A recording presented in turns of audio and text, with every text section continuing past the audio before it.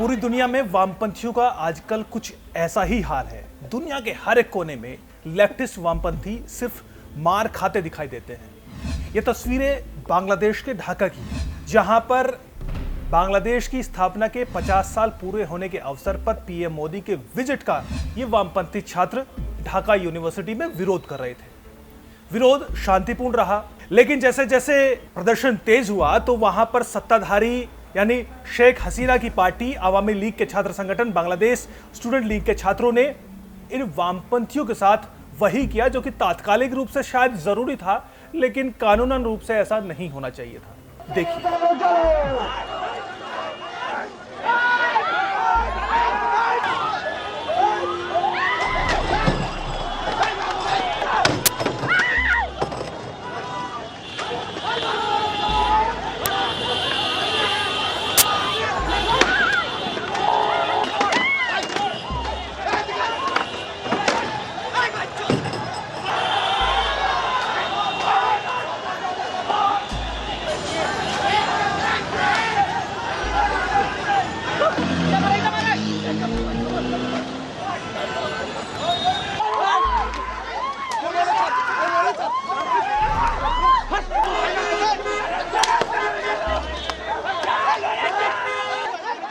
यानी Bangladesh student league के छात्रों ने वामपंथी छात्रों को दौड़ा दौड़ा कर पीटा।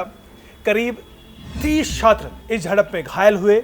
उसके बाद आंदोलन ढाका यूनिवर्सिटी में से खत्म हो गया, लेकिन ढाके के अलग अलग इलाकों में छिटपुट प्रदर्शन जारी रहे, जिनमें से ज्यादातर प्रदर्शन वहां के कट्टरपंथी इस्लामिक संगठन कर रहे हैं।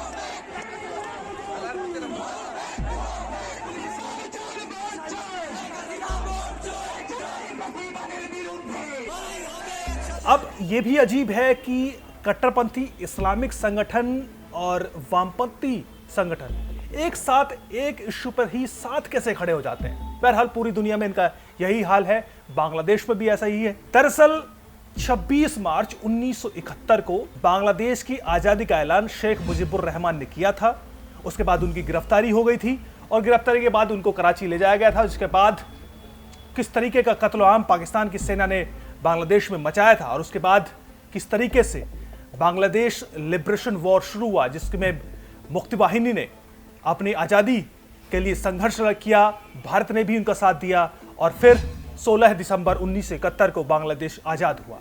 आज उसी स्थापना दिवस, उसी बांग्लादेश के 50 साल पूरे हो रहे हैं। इसके लिए एक बड़ा कार्यक्रम हो रहा है, 10 दिन का बड़ा कार्यक्रम बांग्लादेश कर रहा है, जिसमें सार्क देशों के कई राष्ट्राध्यक्ष पहले ही बांग्लादेश में जाकर विजिट कर चुके हैं, जिनमें श्रीलंका, नेपाल, भूटान और मालदीव्स के राष्ट्राध्यक्ष जो हैं वो प्रतिनिधि वो बांग्लादेश में गए।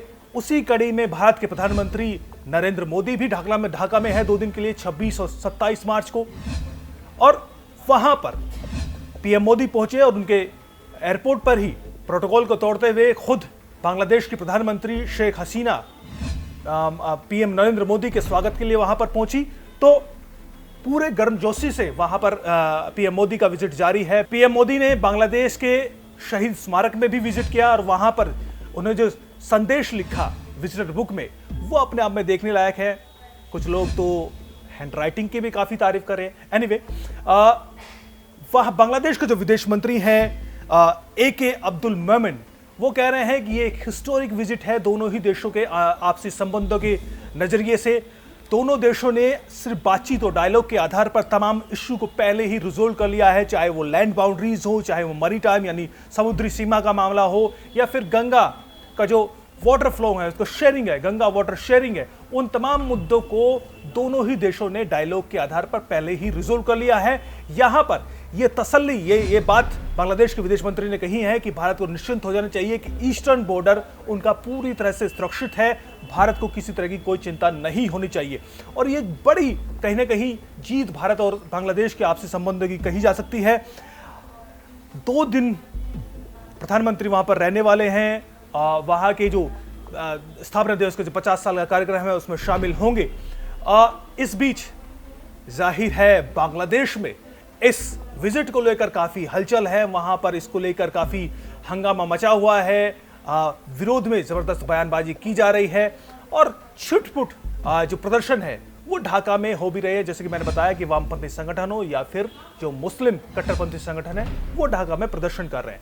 लेकिन दोनों ही देशों के संबंधों के आधार पर देखें तो ये अपने आप में एक हिस्टोरिक विजिट है, और मूवमेंट तो हिस्टोरिक है ही, क्योंकि ये जो बांग्लादेश के संस्थापक है शेख मुजीबुर रहमान, उनके भी सेंटेनरी है, उनके भी जन्म की शतक पूरा होने का ये साल मनाया जा रहा है, तो इसलिए ये बेहद महत्वपूर्ण साल माना जा रहा है। और ये संबंध इसलिए भी बेहतर है क्योंकि पिछले कई सालों में बांग्लादेश की जो पर कैपिटा इनकम है वो भारत को पार कर चुके हैं। ऐसे में दोनों ही देश अगर साथ मिलकर आगे काम करें तो बांग्लादेश से जो भारत में अवैध घुसपैठियों का जो इन्फ्लो है उसको लेकर भी एक तरह का ये उपाय यहाँ पर दिखाई देता है, क्योंकि बांग्लादेश अगर विकसित होगा तो जो वहां से आने वाले घुसपैठिए हैं उनमें यकीनन कमी आएगी। इस बीच बांग्लादेश की तमाम जानी मानी हस्तियां भी पीएम मोदी से मिलने वाली हैं। क्रिकेटर, साहित्यकार, पॉलिटिशियंस, तमाम लोग पीएम मोदी से वहां पर मिलने वाले हैं।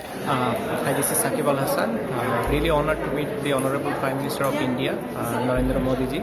I think his visit will be a fruitful one for both the countries, and the leadership he has shown for India has been tremendous. I hope he will continue growth India in near future, and our relation with India will get better and better day by day. Well, there have been so many multiple tie-ups that's been happening between India and Bangladesh, and it's only growing every time. So I am hopeful, and I'm very much sure that this relationship will go long way. इसके अलावा जो बोहरा मुस्लिम का एक समुदाय है वो भी PM Modi से मिला और उन्होंने पीएम मोदी के विजिट की जमकर तारीफ की और उनको शुभकामनाएं दी। दाऊदी बोहरा कम्युनिटी की तरफ से हम लोग यहाँ जो ढाका में रहते हैं, दाऊदी बोहरा समाज, वो हिज होलीनेस सैयदना साहिब की तरफ से मोदी जी को हम उनका स्वागत करने के लिए आए थे, और बहुत बहुत उनके लिए सैयदना साहिब के सलाम के साथ हमने दुआएं की कि खुदा ताला उनका जो ये मिशन है, जो विजिट है, वो कामयाब करे और दोनों मुल्कों की तरक्की, बांग्लादेश और इंडिया की तरक्की उनके हाथ पर करे। और सैयदना साहिब के तरफ से हमने उनको हार्दिक अभिनंदन कहा है, और समस्त दाऊदी बोहरा समाज जो यहाँ बांग्लादेश में ढाका और चिटागोंग में रहता है उनकी तरफ से हमने मोदी साहब को विश किया। खुदा ताला उनको बहुत लंबी उम्र दे और कामयाबी दे।